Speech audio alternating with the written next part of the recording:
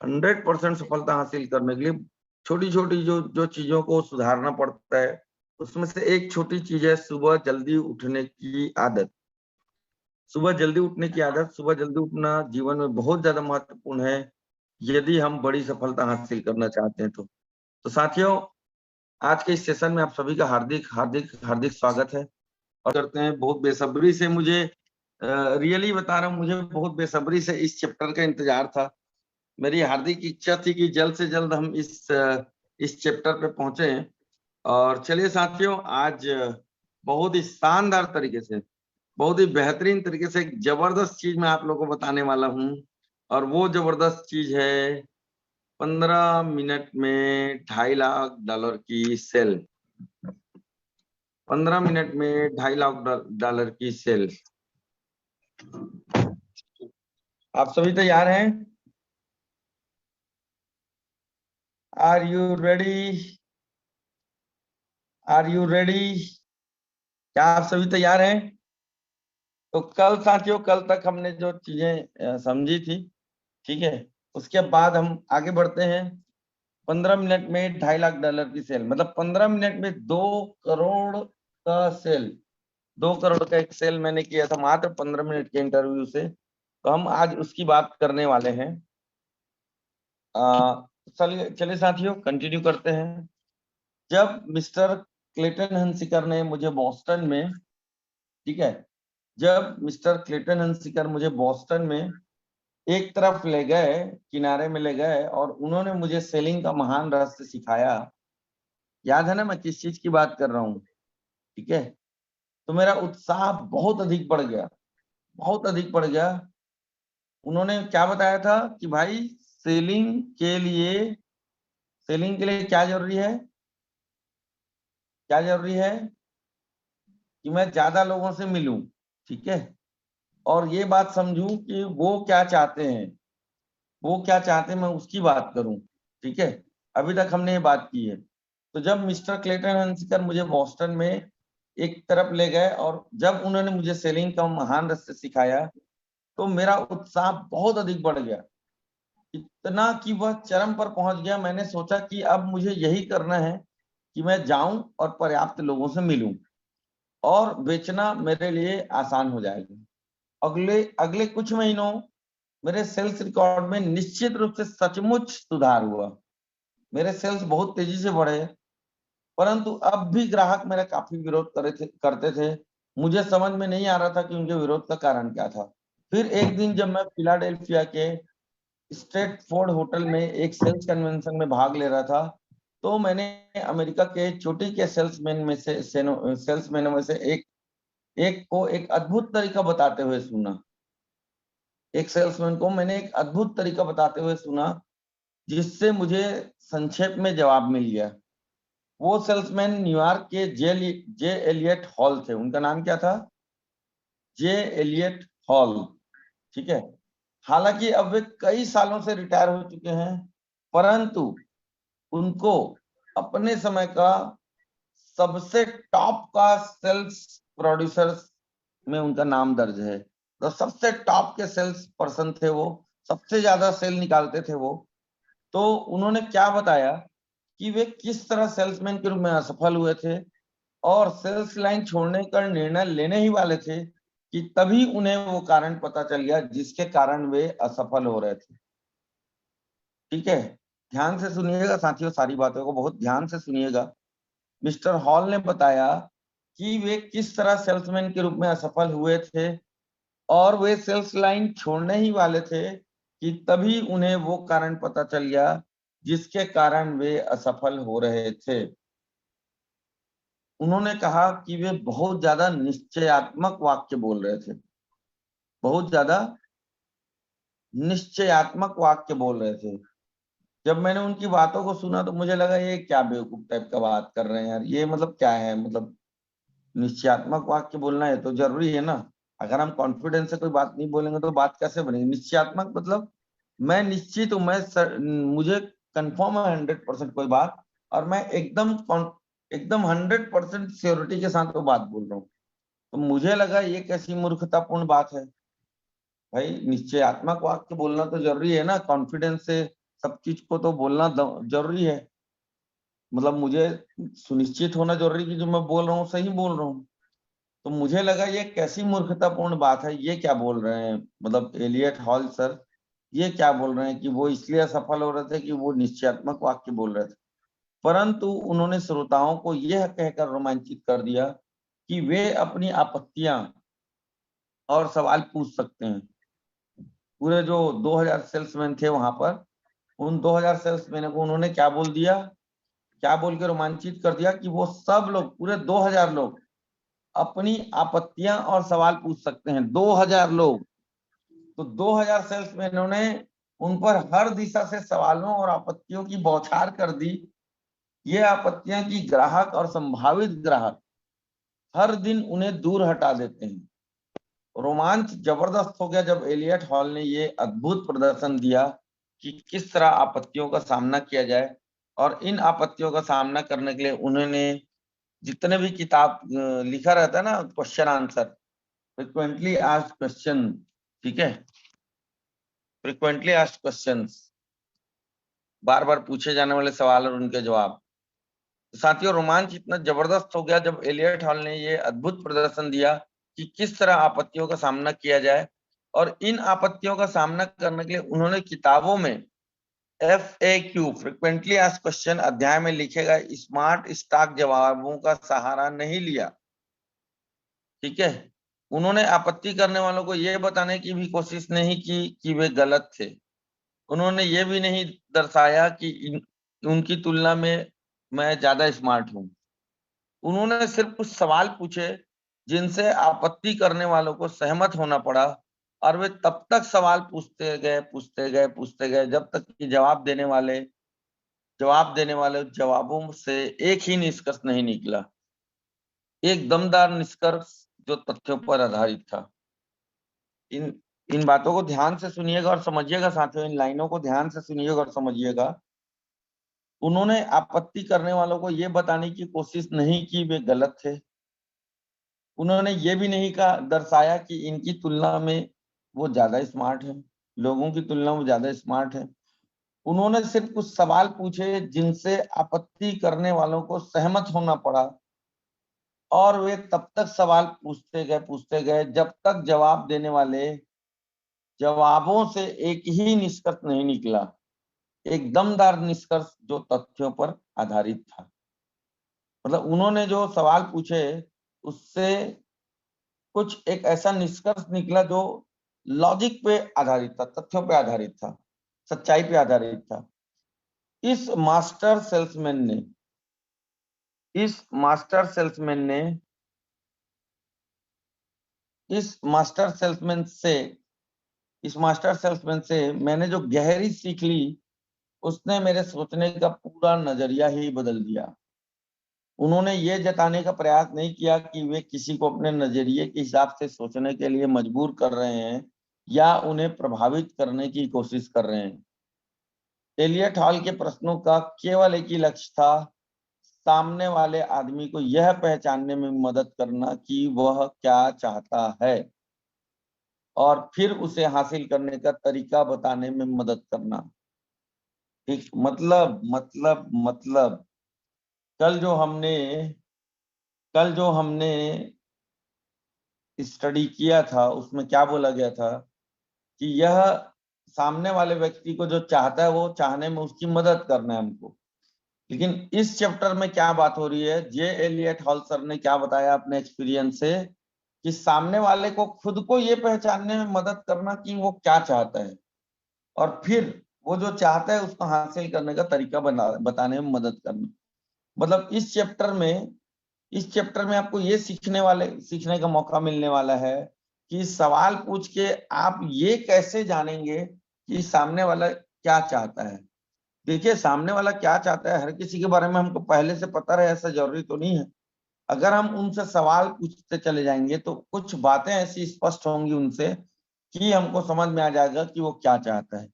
और एक बार हमको समझ में आ गया कि वो क्या चाहता है, ठीक है, तो फिर उसे हासिल करने का तरीका अगर हमने इसको बता दिया तो फिर वो उस चीज को हासिल करने के लिए जमीन आसमान एक कर देगा।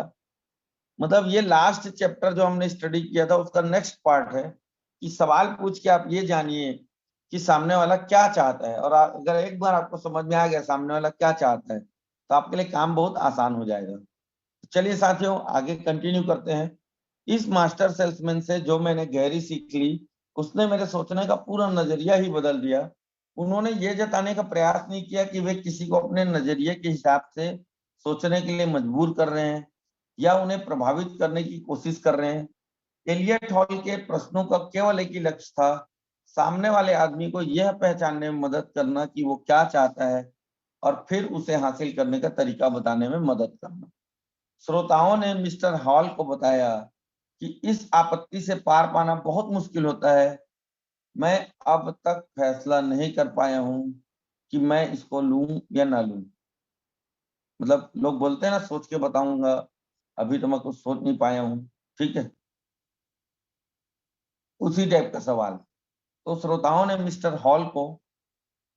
ने जितने भी लोग वहां पे बैठे हुए थे उन सभी श्रोताओं ने 2000 सेल्समैनों ने क्या बताया मिस्टर हॉल को कि इस आपत्ति से पार पाना बहुत मुश्किल होता है कि मैं अब तक फैसला नहीं कर पाया हूं कि मैं इसको लूं या ना लूं, मैं ज्वाइन करूं या ना करूं, मैं डिसीजन नहीं ले पा रहा हूं, मैं सोच के बताऊं। मिस्टर हॉल ने जवाब दिया, मेरा काम ग्राहक को फैसला करने में मदद करना है। इस दुनिया में इस तरह का कोई सवाल है ही नहीं कि आपको ये करना चाहिए या नहीं करना चाहिए। फिर उन्होंने सारी बातों को सवालों में संक्षेप में प्रस्तुत किया। ठीक है, एक सेल्समैन ने कहा कि उसके सामने सबसे बड़ी समस्या तब आती है जब ग्राहक कहता है कि मुझे घर जाकर इस पर सोचना पड़ेगा, मुझे घर जाकर इस पर सोचना पड़ेगा। मैं आपकी इस बात में मदद करूंगा क्या हम इस पर सही तरीके से विचार कर सकते हैं। मिस्टर हॉल ने जवाब दिया। मिस्टर हॉल ने क्या जवाब दिया, एक सेल्समैन ने पूछा कि उसके सामने सबसे बड़ी समस्या तब आती है जब ग्राहक कहता है कि मैं इस पर घर जाकर विचार करूंगा। ठीक, तो मिस्टर हॉल ने क्या जवाब दिया, मैं आपकी इस बात में मदद करूंगा कि क्या हम इस पर सही तरीके से विचार कर सकते हैं। आपको इस बारे में नहीं सोचना है। मिस्टर हॉल अपने सवालों की तरफ गए ताकि आपत्ति करने वालों को ये बात पता चल सके कि आखिर उसे किस बात पर विचार करना है। उनके दृढ़ निश्चय के बावजूद किसी को भी ये नहीं लगा कि एलियट हॉल वाद विवाद कर रहे हैं या किसी का विरोध कर रहे हो। वो बहुत अधिक ओजस्वी थे, परंतु उन्होंने एक भी बार बहस नहीं की, विरोध नहीं किया या अपना कोई फिक्स्ड विचार प्रस्तुत नहीं किया। उनका नजरिया ये नहीं था कि मैं जानता हूं कि मैं सही हूं और आप गलत हैं।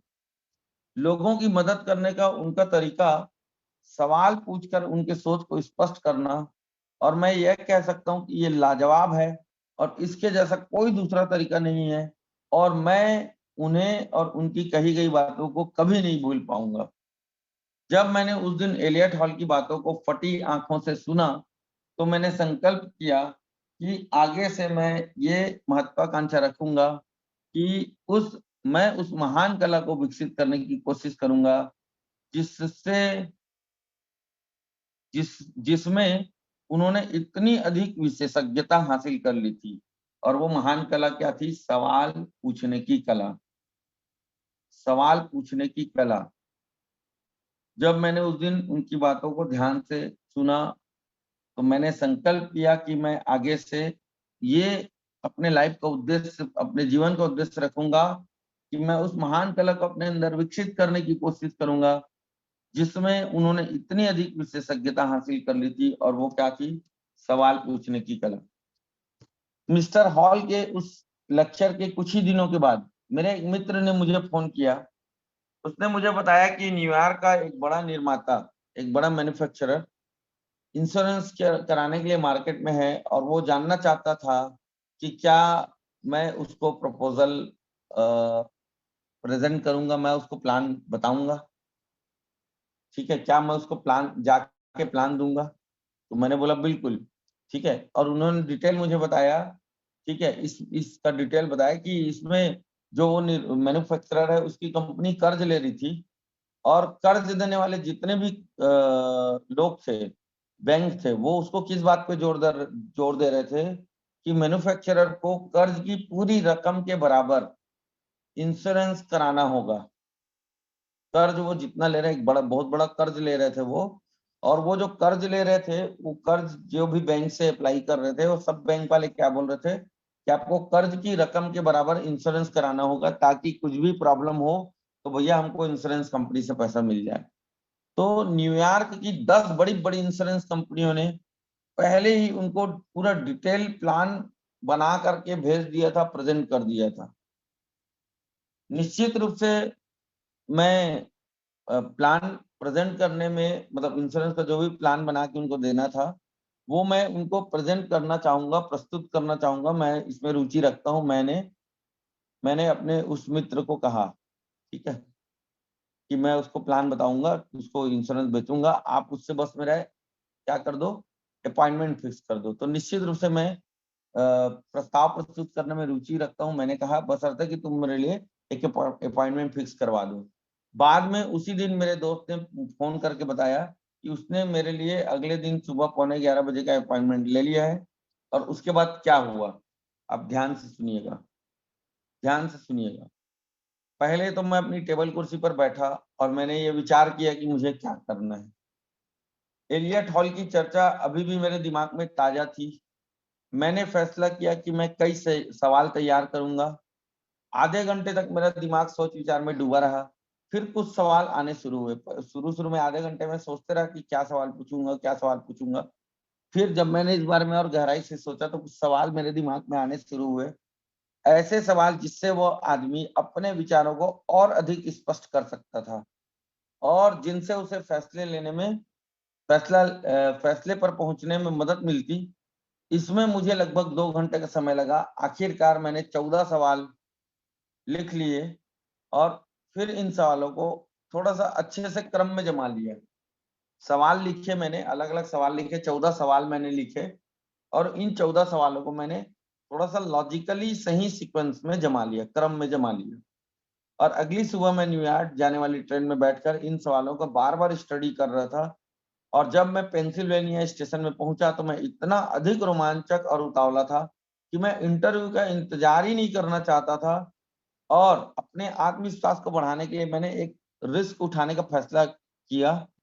मैंने न्यूयॉर्क के एक बहुत बड़े मेडिकल एग्जामिनर को फोन किया और अपने प्रोस्पेक्ट के लिए उस मेडिकल एग्जामिनर के ऑफिस में 11:30 बजे का अपॉइंटमेंट ले लिया। क्या होता है, इंश्योरेंस कराओगे ना तो वो लगता है, हेल्थ चेकअप कराना पड़ता है और हेल्थ का सर्टिफिकेट लगता है। तो मैंने 11:30 बजे क्या किया, हेल्थ एग्जामिनर का, न्यूयॉर्क के एक बहुत बड़े हेल्थ एग्जामिनर का एडवांस में अपॉइंटमेंट ले लिया। 11:15 बजे मेरे को उनसे मिलना था, और मैंने 11:30 बजे का एडवांस में क्या किया, अपॉइंटमेंट ले लिया हेल्थ एग्जामिनर से कि उनको उनको उनके एग्जामिनर के पास उनको लेके जाऊंगा बोल के, अपने प्रोस्पेक्ट को। ठीक है। अपने प्रोस्पेक्ट के ऑफिस में पहुंचने के बाद उनकी सेक्रेटरी ने मेरा अभिवादन किया। उसने उसने प्रेसिडेंट का दरवाजा खोला और मैंने उन्हें ये कहते हुए सुना कि मिस्टर बूथ, उनका नाम मिस्टर बूथ था, फिलाडेल्फिया से कोई मिस्टर पेटकर आपसे मिलने आए हैं। उनका कहना है कि आपका उनके साथ 11:15 बजे का एक अपॉइंटमेंट है। बूथ ने क्या बोला, अरे हाँ उन्हें अंदर भेज दो, अरे हाँ उन्हें अंदर भेज दो।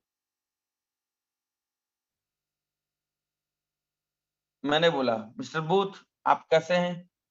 उन्होंने बोला आप मैंने बोला सॉरी, मैंने बोला मिस्टर बूथ। तो उन्होंने क्या बोला, आप कैसे हैं मिस्टर बेडकर? मिस्टर बूथ ने इंतजार किया कि मैं अपनी चर्चा शुरू करूं, जबकि मैं इंतजार कर रहा था कि वो शुरू करें, वो बोले कि उनको इंश्योरेंस कराना है, जो भी चीजें। तो फिर उन्होंने क्या बोला मेरे को, मिस्टर बेडकर मुझे लगता है कि आप अपना समय बर्बाद कर रहे हैं। उन्होंने क्या बोला, मिस्टर बेडकर मुझे लगता है कि आप अपना समय बर्बाद कर रहे हैं। अब यहाँ पे मैं उनको बोल सकता था कि, है ना, आप कुछ भी और जवाब दे सकता था, लेकिन मैंने क्या बोला, क्यों? मैंने क्या बोला, क्यों? तो अपनी मेज पर रखे प्रस्ताव के ढेर की तरफ इशारा करते हुए उन्होंने कहा, न्यूयॉर्क की सभी बड़ी कंपनियों ने मेरे पास अपने प्लान भेज दिए हैं, जिनमें से 3 मेरे दोस्तों ने भेजे हैं, बहुत खास मेरे दोस्त हैं, उन्होंने भेजा है। इनमें से एक मेरा बहुत करीबी मित्र है, और मैं हर शनिवार और रविवार को उसके साथ गोल्फ खेलता हूँ। वो न्यूयॉर्क लाइफ इंश्योरेंस कंपनी में है और ये काफी अच्छी कंपनी है, नहीं क्या? दुनिया में इससे अच्छी कोई कंपनी, मैंने बोला दुनिया में इससे अच्छी कोई कंपनी। उन्होंने क्या बोला? ठीक है मिस्टर बेटकर, मुझे लगता है आप अपना समय बर्बाद कर रहे हैं। मैंने बोला क्यों? उन्होंने बोला न्यूयॉर्क की सभी बड़ी कंपनियां मेरे पास अपने प्लान भेज दिए हैं, जिनमें से 3 मेरे दोस्तों ने भेजे हैं। उनमें से एक मेरा बहुत करीबी मित्र है और मैं हर शनिवार और रविवार को उसके साथ गोल्फ खेलता हूँ। वो न्यूयॉर्क लाइफ इंश्योरेंस कंपनी में और ये काफी अच्छी कंपनी है, नहीं क्या? तो मैंने बोला दुनिया में इससे अच्छी कोई कंपनी है ही नहीं। तो मिस्टर बूथ, इन परिस्थितियों में अगर आपको लगता है कि आप मेरे सामने अपना प्लान प्रस्तुत करना चाहते हैं, आप यानी मेरी उम्र के हिसाब से 46 साल के हिसाब से सामान्य जीवन बीमा योजना पर $2.5 लाख के आंकड़े निकाल सकते हैं और मुझे डाक से भिजवा सकते हैं और मैं इसे बाकी सारी प्रस्तावों के साथ रख दूंगा और अगले 2-3 सप्ताह में इस बारे में किसी नतीजे पर पहुंचूंगा अगर आपका प्लान सबसे सस्ता और सबसे अच्छा होगा। तो ये बिजनेस आपको ही मिलेगा, परंतु मुझे लगता है कि आप अपना समय, अपना और मेरा दोनों का ही समय बर्बाद कर रहे हैं। तो मैंने बोला मिस्टर बूथ, अगर आप मेरे अपने भाई भी होते तो भी मैं आपको वही सब बताता जो मैं आपको अभी बताने जा रहा हूँ। मिस्टर बूथ, अगर आप मेरे भाई भी होते तो भी मैं आपको वही सब बताता जो मैं आपको अभी बताने जा रहा हूँ। उन्होंने पूछा क्या? मैंने बोला मैं बीमा बिजनेस के बारे में अपने ज्ञान के आधार पर, अगर आप मेरे भाई भी होते तो आपसे यही कहता कि आप इसी वक्त इन सारे प्रस्तावों को उठाकर कचरे की बाल्टी में फेंक दें। उन्होंने बोला यार आप ऐसा क्यों बोल रहे हो, ऐसा बात कर रहे हो, सब इतना अच्छा अच्छा कंपनी का प्रपोजल है, इसको आप बोल रहे हो कि कचरे की बाल्टी में फेंक दूं। तो मैंने बोला पहली बात तो ये कि इन प्रस्तावों का सही तरीके से विश्लेषण करने के लिए आपको एक्चुअरी की सेवाएं लेनी पड़ेगी, एक्सपर्ट्स की सलाह लेनी पड़ेगी और उसके लिए आपको एक एक्चुअरी बनाने के लिए 7 साल का समय लगता है। परंतु अगर आज की तारीख में सबसे कम लागत के प्रस्ताव को चुनने में आप सफल भी हो जाते हैं तो भी आज से 5 साल बाद हो सकता है कि वही कंपनी आगे चलकर अधिक लागत वाली कंपनी बन जाए। आज जो आपको सस्ता लग रहा है हो सकता है वही कल बहुत महंगा पड़ जाए आपको। इतिहास में ऐसा हुआ है। और सच तो ये है कि जिन कंपनियों का आपने चुनाव किया है वो दुनिया की सर्वश्रेष्ठ कंपनियां हैं। आप इन प्रस्तावों को ले सकते हैं, अपनी मेज पर उन्हें फैला सकते हैं, अपनी आंखें बंद कर सकते हैं और जिस कंपनी के प्रस्ताव पर आप उंगली रखेंगे उसके कम लागत वाली कंपनी होने के चांसेस उतने ही होंगे जितने कि उस स्थिति में जब आप कई सप्ताहों के सोच विचार के बाद किसी निष्कर्ष पर पहुंचेंगे। अब मिस्टर बूथ, मेरा काम है कि मैं अंतिम निर्णय पर पहुंचने में आपकी मदद करूं। ठीक है, आपकी मदद करने के लिए आपकी मदद करने के लिए मुझे आपसे कुछ सवाल पूछने होंगे। आपको कोई एतराज तो नहीं है? तो उन्होंने बोला बिल्कुल नहीं, पूछे।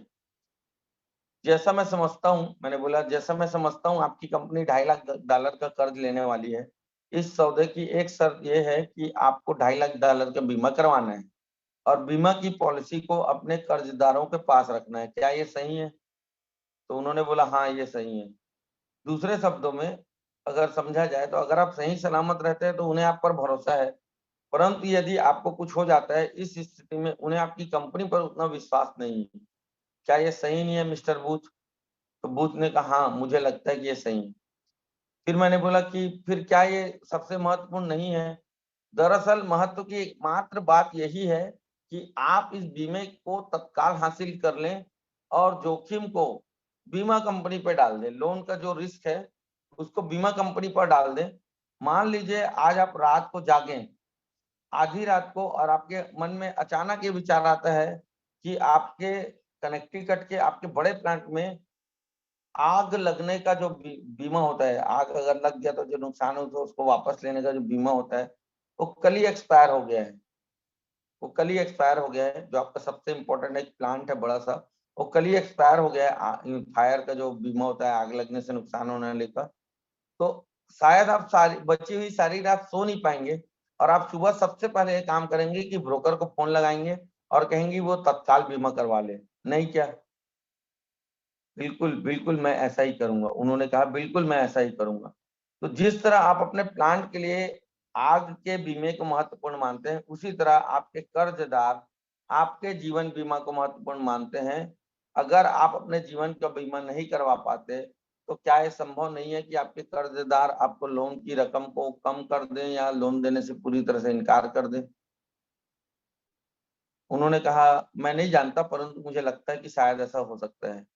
और हाँ, अगर आपको एक कर्ज नहीं मिलता तो शायद आपके लिए ये लाखों करोड़ों का मामला होगा। क्या इस साल में इसी वजह से आपका लाभ घाटे में नहीं बदल जाएगा? उन्होंने बोला आपका क्या मतलब है? मैंने बोला आपके लिए मैंने 11:30 बजे न्यूयॉर्क के प्रमुख मेडिकल एग्जामिनर डॉक्टर कार्लायल से अपॉइंटमेंट ले रखा है। उनके एग्जामिनेशन को सभी जीवन बीमा कंपनियां मान्यता देती हैं। जहां तक मैं जानता हूं वो एकमात्र मेडिकल एग्जामिनर है जिनके एक ही एग्जामिनेशन से किसी आदमी के जीवन पर $2.5 लाख का बीमा किया जा सकता है। उनके ऑफिस में उनके पास इलेक्ट्रोकार्डियोग्राफ और फ्लूरोस्कोप मशीनें हैं, और वे सारी मशीनें हैं जिनकी जरूरत आपके परीक्षण में पड़ेगी। उन्होंने कहा क्या दूसरे ब्रोकर मेरे लिए ऐसा नहीं कर सकते? आज की सुबह तो ऐसा नहीं कर सकते। कर सकते हैं लेकिन आज की सुबह तो ऐसा नहीं कर सकते। मान लीजिए कि आप इस एग्जामिनेशन के महत्व को पहचान कर किसी ब्रोकर को अभी आप इसी दोपहर को फोन करें और उसे बताएं कि आप तत्काल एग्जामिनेशन करवाना चाहते हैं, तो वो पहला काम ये करेगा कि अपने किसी मित्र को फोन करेगा जो उसका नियमित एग्जामिनर होगा। उसे वहां पर उसके वो उसे यहाँ पर आपके ऑफिस में लेकर आएगा, एग्जामिनर का आपके ऑफिस में लेके आएगा और आपका पहला परीक्षण किया जाएगा। अगर डॉक्टर की रिपोर्ट आज रात को ही डाक से रवाना हो जाए तो उस विशेष कंपनी का मेडिकल डायरेक्टर हेड ऑफिस से अपनी कुर्सी पर बैठकर कल सुबह उस रिपोर्ट को देखेगा। उसके मन में यह विचार आता है कि क्योंकि आप $2.5 लाख की का जीवन बीमा करा रहे हैं जो कि एक बहुत बड़ी रकम है, तो वो क्या करेगा दूसरे और एक और एग्जामिनेशन अगर हेल्थ का आपका कराना चाहेगा तो एग्जामिनेशन के लिए किसी दूसरे डॉक्टर को ऑथराइज कर देगा जिसके पास सभी आवश्यक मशीनें हैं। इस सब का मतलब है अनावश्यक विलंब। आप इस रिस्क को अगले सप्ताह तक क्यों उठाते हैं या फिर एक दिन भी क्यों उठाते हैं? तो उन्होंने कहा मुझे लगता है कि मैं अभी कुछ समय तक जीवित रहूंगा। मान लीजिए कल सुबह आपका गला खराब हो जाए और आप एक सप्ताह तक बिस्तर पर पड़े रहें, फिर जब आप इस कठिन परीक्षण के लिए पर्याप्त स्वस्थ हो जाएं और तब मान लीजिए बीमा कंपनी आपसे ये कहे कि मिस्टर बूथ, हमें लगता है कि आप बिल्कुल सही हो जाएंगे, परंतु आपकी हाल की बीमारी के कारण एक छोटी सी समस्या खड़ी हो गई है और हमें इस काम को 3-4 महीनों के लिए टालना पड़ेगा। जब तक कि हम ये सुनिश्चित कर लें कि आपकी ये समस्या टेम्परेरी है या परमानेंट, तब आपको अपने कर्जदारों को ये बताना पड़ेगा कि अंतिम निर्णय कुछ समय के लिए टल गया है। क्या ये संभव नहीं है कि वे भी कब आपको लोन देने से मना कर दें? क्या ये संभावना नहीं है मिस्टर बूथ? उन्होंने कहा हाँ, संभावना तो है। अपनी घड़ी की तरफ देखते हुए मैंने कहा मिस्टर बूथ अभी 11:10 हुए हैं। अगर हम तत्काल निकलते तो डॉक्टर कार्लायल के ऑफिस में 11:30 बजे अपॉइंटमेंट के लिए बिल्कुल सही समय पर पहुंच जाएंगे। आपको देखकर लगता है कि आप इस समय पूरी तरह स्वस्थ हैं, और अगर आप अंदर से भी उतने ही स्वस्थ हैं जितने की बाहर से दिख रहे हैं, तो आपको ये बीमा 48 घंटों में मिल जाएगा। आप इस सुबह अच्छा महसूस कर रहे हैं, नहीं क्या मिस्टर बूथ? तो उन्होंने कहा मिस्टर बूथ ने कहा हाँ, मैं अच्छा महसूस कर रहा हूँ। तो मैंने कहा तो फिर क्यों ना इस एग्जामिनेशन को, जो आपके लिए दुनिया में सबसे महत्वपूर्ण चीज है, अभी ही अभी ही हाल में ही करवा लिया जाए। तो उन्होंने क्या बोला पता है मिस्टर बेटकर, आप किसकी तरफ हैं? अपने बीमा कंपनी की तरफ हैं या मेरी तरफ हैं? तो मैंने बोला भाई मैं तो आप ही की तरफ हूँ। तो मिस्टर बूथ अपने सिर को सोच विचार में झुकाते झुकाते हैं, सिगरेट जलाते हैं, कुछ पल सोचकर धीमे से अपनी कुर्सी से ऊपर उठते हैं, ऊपर की तरफ देखते हैं, खिड़की की तरफ जाते हैं, फिर हैट रैक्स की तरफ जाकर अपने हैट को रैक के ऊपर से उठाते हैं और अपना हैट उठा करके मेरी तरफ मुड़कर बोलते हैं, चलो चलते हैं, चलिए चलते हैं, आइए चलते हैं। तो हम 6th एवेन्यू के सबवे में डॉक्टर के ऑफिस में गए। एग्जामिनेशन संतोषजनक ढंग से निपट जाने पर मिस्टर बूथ अचानक मेरे मित्र बन गए। उन्होंने इस बात पर जोर दिया कि मैं उनके साथ लंच करूं। जब हमने खाना शुरू किया तो उन्होंने मेरी तरफ देखा और हंसने लगे और उन्होंने पूछा, अरे हाँ, मैं ये पूछना तो भूल ही गया था कि आप किस कंपनी से आए हैं। तो साथियों, आज का चैप्टर यही खत्म। आज का चैप्टर यही खत्म। फनी जी, आप 1 मिनट अपना कुछ फीडबैक देना चाहेंगे आज के सेशन के बारे में? आपको अनम्यूट का ऑप्शन दे रहा हूँ।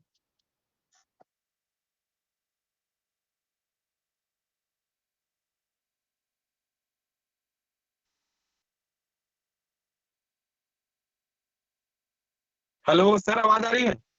बिल्कुल बिल्कुल। अनम्यूट है मेरा। सबसे पहले सर बहुत बहुत धन्यवाद मुझे इनवाइट करने के लिए। और इस सेशन को मैं एकदम ध्यान पूर्वक इस पुस्तक के साथ मैच करके पढ़ रहा था सर। हम्म। इस पुस्तक के साथ मैच करके पढ़ रहा था और ऐसा मैं महसूस कर रहा था कि उस जगह पे जहाँ पे वो 15 मिनट की मीटिंग हुई, उस जगह पे मैं बैठ के एनालिसिस कर रहा हूँ और क्या सवाल करके कैसे उनको उनको जो है अपने तरफ आकर्षित करके उनको उनकी जरूरत बता के तुरंत उनका सेल क्लोज कर दिएगा, ये समझ में आया। अधिकतर हम लोग इसी जगह मात खाते हैं, हमको ये पता नहीं होता कि वो ज्वाइन करेगा कि नहीं करेगा। उसके हिसाब से वो हम अगर उसके लिए एग्जैक्ट प्लान बना के सामने वाला से बात करें, किसी से बात करें, एग्जैक्ट प्लान बना के बात करें, तो आदमी मात खाने वाला है और हमारे साथ ज्वाइन करने वाला है डेफिनेटली। उन्होंने तथ्यपूर्ण तरीका से सही चीज को बताते हुए उनको क्यों जरूरी है बीमा कराना, अगर वो रिजेक्ट करता तो उसका नुकसान है, क्योंकि अगला अपॉइंटमेंट उसको आज तुरंत के डेट में नहीं मिलेगा और कल में कला मतलब बहुत सारा नुकसान हो सकता है। ये उनको बताया और उनका सेल तुरंत क्लोज हो गया सर। बहुत बढ़िया, बहुत शानदार। बहुत ही अल्टीमेट सेशन रहा। तो चलिए साथियों, समय हो चला है। ठीक है, आज की इस मीटिंग को, सेशन को एंड करते हैं। मिलते हैं 8 बजे की मीटिंग में और कल सुबह 6:30 बजे। मुझे तो बहुत बेसब्री से इंतजार है कि ये जो सेल हुआ, इसमें जो जो चर्चा हुआ उसको एनालिसिस कैसे, मतलब एनालिसिस करने का। ठीक है, और बहुत सारी चीजें सीखने का। तो थैंक यू वेरी मच साथियों। समय हो चला है, मिलते हैं 8 बजे के सेशन में। टेस्टिमनी के लिए जितने भी लोगों ने अपने नाम भेजे हैं, जो नियम है उनका ध्यान रखिएगा। तो साथियों, मिलते हैं 8 बजे। थैंक यू वेरी मच साथियों, बहुत बहुत धन्यवाद। तो आप समझिए क्या जबरदस्त तरीके से उन्होंने 2 करोड़ का सेल उनसे लिया। क्या जबरदस्त तरीके से उन्होंने 2 करोड़ का सेल उनसे लिया। और हम कल कल इस चैप्टर के में जो इस चैप्टर में जो बातें हुई हैं उसका एनालिसिस करेंगे। इसका एनालिसिस करेंगे। नेक्स्ट चैप्टर इसी पे आधारित है। 1 मिनट में एक बार और स्क्रीन शेयर करता हूं। कल हम जिस चैप्टर पे बात करने वाले हैं, जिस चैप्टर के बारे में हम यहाँ पे चर्चा करने वाले हैं, कल का जो चैप्टर है वो क्या है पता है? 1 मिनट ना, कल का चैप्टर क्या है पता है? 1 मिनट।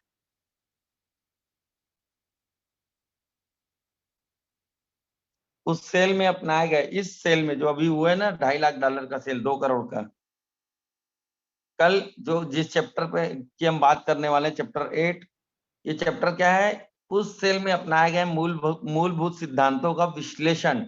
डिटेल में समझेंगे कि जो इंटरव्यू, जो बातचीत हुआ, उसमें उसने क्या पूछा, उसका मेरे पे मेरे को मैंने किस हिसाब से क्या जवाब दिया, फिर मैंने जो जवाब दिया, मैंने जो सवाल उनसे पूछा, उससे उनके विचार, दिमाग में किस तरह के विचारों का निर्माण हुआ और इससे वो क्या सोचने के लिए मजबूर हुए, ये सब हम कल डिटेल में एनालिसिस करेंगे। तो कल का हमारा चैप्टर रहेगा, इसको मैं इसको बस पढ़ रहा हूँ। ठीक है, 1 मिनट।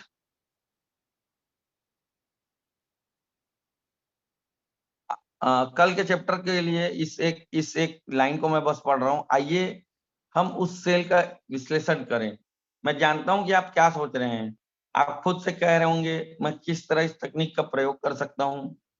ये फ्रैंक बेटकर के लिए सही हो सकती है, इससे बीमा बिकता होगा, परंतु मैं इसका प्रयोग किस तरह कर सकता हूं। परंतु मैं आपको बताना चाहता हूं कि आप इस तकनीक का प्रयोग करके जूते से लेकर जहाज और सीलिंग वैक्स तक कुछ भी बेच सकते हैं। और मैं ये भी बताना चाहूंगा कि आप ऐसा किस तरह से कर सकते हैं। तो साथियों, कल इस विषय पे हम बात करेंगे। आप समझ सकते हैं कि कल का चैप्टर कितना ज्यादा महत्वपूर्ण है।